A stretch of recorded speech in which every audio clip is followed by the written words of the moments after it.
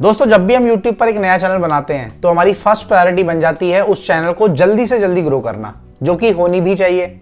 लेकिन जल्दी से जल्दी ग्रो करने के चक्कर में हम काफी सारी चीजें ऐसी करते हैं जो कि हम यूज तो करते हैं, लेकिन अपने चैनल को जल्दी ग्रो करने के चक्कर में हम बहुत सारी गलतियां स्टार्टिंग में करते हैं, इनिशियल स्टेज में करते हैं, जो कि हमें नहीं करनी चाहिए, जिनसे हम आसानी से बच सकते हैं।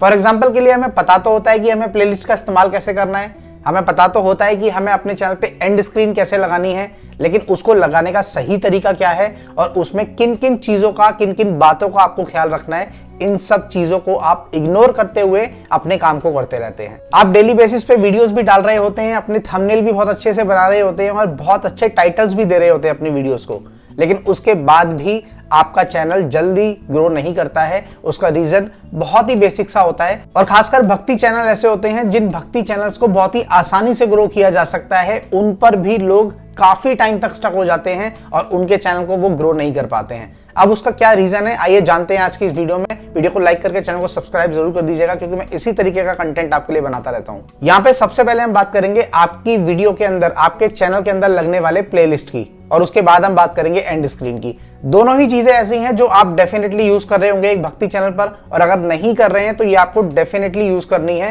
क्योंकि ये बहुत ज्यादा इंपॉर्टेंट है, खासकर एक भक्ति चैनल के लिए। अब चलिए आपको लाइव स्क्रीन पर लेकर के चलता हूं और समझते हैं कि इन चीजों को आपको किस तरीके से इस्तेमाल करना है ताकि आपका चैनल जल्दी से जल्दी ग्रो करे। दोस्तों यहाँ पर आप अपनी स्क्रीन पे देख सकते हैं जो मेरा सेकंड चैनल है वो ऑलरेडी लॉगिन है, और यहाँ पे हम कंटेंट में जाएंगे, और कंटेंट में जाने के बाद आपको आपके सारे वीडियोस मिल जाते हैं जनरली। जैसे कि अभी मैंने इस पे ये वीडियोस डाले हुए हैं जो कि सारे के सारे वीडियोस अनलिस्टेड में हैं, यानी कि इनको मैंने अभी पब्लिक नहीं किया है। दोस्तों अब यहाँ पे आपको बड़े ध्यान से देखना है, बहुत ही बारीकी से आपको यहाँ पे देखना है कि आपको प्लेलिस्ट में और एंड स्क्रीन में किस तरीके से खेलना है, खासकर एक भक्ति चैनल पर।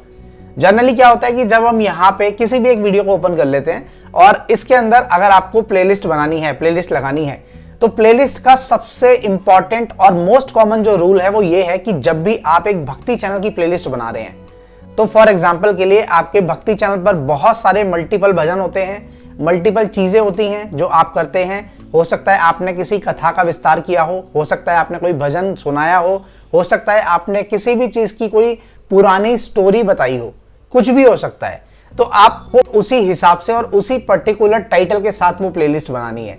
यहाँ पे एग्जांपल के लिए कह रहा हूँ कि मान लीजिए कि आपने गणेश जी के बहुत सारे सॉन्ग अपने चैनल पर डाले हुए हैं, गणेश जी के भजन बहुत सारे आपने अपने चैनल पर डाले हुए हैं, तो आप जो एक प्लेलिस्ट बनाएंगे उसका नाम रख सकते हैं गणेश वंदना।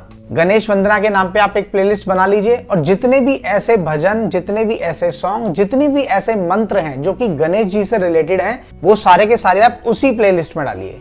आपको वहां पे किसी और भगवान की कैटेगरी के सॉन्ग, भजन या फिर आरती जो भी है वो गणेश वंदना वाली प्लेलिस्ट में नहीं डालनी है। अब इससे होता क्या है ये मैं आपको बताता हूँ। एक एग्जाम्पल था, यहाँ पर एक छोटा सा एग्जाम्पल और ले लेते हैं। मान लीजिए आपने कृष्ण भजन डाले हुए हैं, बहुत सारे कृष्ण जी के आपने भजन डाले हैं, आरती डाली हैं और उनके मंत्र डाले हैं, या फिर आप कहें कि आपने पूरा गीता सार डाला हुआ है। तो वहां पे कृष्ण जी के नाम से एक प्लेलिस्ट बनाइए और उसके अंदर कृष्ण भगवान के जितने भी चीजें आपने अपने चैनल पे डाले हैं उन सभी को आप उसी पर्टिकुलर प्लेलिस्ट में डालिए, उससे अलग मत डालिए। अब इससे होता क्या है कि जब कोई भी व्यूअर आपके उस पर्टिकुलर भगवान की चीजें सुन रहा होता है, जैसे मान लीजिए मैंने सुबह उठकर सर्च किया गणेश वंदना मैंने सर्च किया और आपका चैनल मेरे सामने आया। अब मैंने गणेश जी की वंदना पे क्लिक कर दिया और वो आपका जो प्लेलिस्ट था वो स्टार्ट हो गया। अब अगर मैं अपने किसी काम में बिजी हो जाता हूं या कुछ भी करता रहता हूं और आपका जो चैनल है उसका जो वीडियो है वो प्ले हो गया है जिसमें गणेश जी की प्लेलिस्ट चल गई है, तो मेरी जो इच्छा थी वो थी गणेश जी के बारे में कुछ भी सुनना।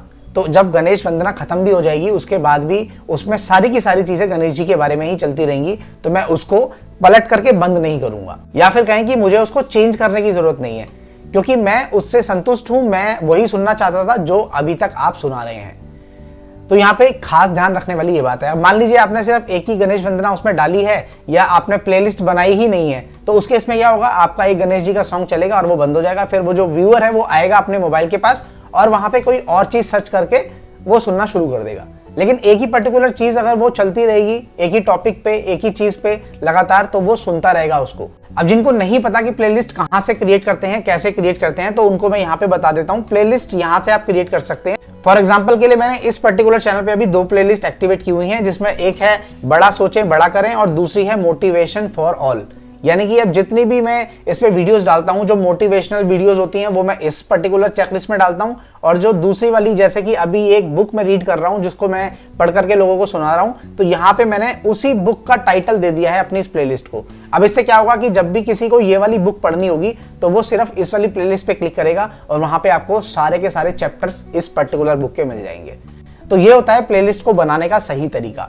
दूसरा, अगर हम बात करें कि आपको एंड स्क्रीन के बारे में कहां पे लगाना है, क्या लगाना है, तो एंड स्क्रीन पे जब आप क्लिक करते हैं यहाँ पे एंड स्क्रीन का मतलब होता है कि आपका जब वीडियो है वो खत्म होने वाला होगा, जो वीडियो करंटली व्यूअर देख रहा है और उसको खत्म होने में 20 सेकंड का समय बचेगा, तो आपका दूसरा वीडियो वहां पे पॉपअप किया जाएगा यूट्यूब के थ्रू। इसको कहा जाता है एंड स्क्रीन। अब यहाँ पे आपको यूट्यूब 4 ऑप्शन देता है कि या तो आप इंपॉर्टेंट फ्रॉम लेटेस्ट वीडियो में से लगा लीजिए, या तो आप एक वीडियो और एक सब्सक्राइबर बटन लगा लीजिए, या फिर आप एक प्लेलिस्ट और एक सब्सक्राइबर बटन लगा लीजिए, और या फिर आप 2 वीडियोस लगा लीजिए। ये चारों ऑप्शन आपको यूट्यूब की तरफ से मिलते हैं। इसमें से जो भी आप सिलेक्ट करेंगे वही आपके उस पर्टिकुलर वीडियो के अंदर लग जाएगा। जैसे कि मैंने उसको क्लिक किया तो यहाँ पे एक मेरा वीडियो लग गया जो कि बेस्ट फॉर व्यूअर्स है, और एक यहाँ पे लग गया मेरे चैनल का पर्टिकुलर सब्सक्राइबर बटन।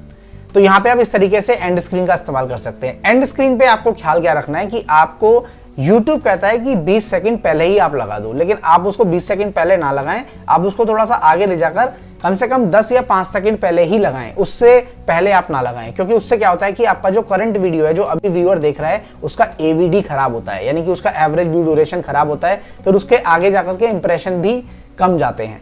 तो इस चीज को आपको थोड़ा सा समझना है। आई होप ये वीडियो आपको पसंद आया होगा, ये जानकारी आपको अच्छी लगी होगी। वीडियो को लाइक करके चैनल को सब्सक्राइब जरूर कर दीजिएगा, क्योंकि मैं इसी तरीके का कंटेंट आपके लिए बनाता रहता हूं। और दोस्तों, अगर आपको लगता है कि इस वीडियो से आप सेटिस्फाइड नहीं हैं, या फिर आपको इस वीडियो पे एक लॉन्ग वीडियो चाहिए जिसमें मैं आपको अच्छे तरीके से दोनों ही चीजों के बारे में बताऊं, तो आप मुझे कमेंट करके जरूर बता सकते हैं।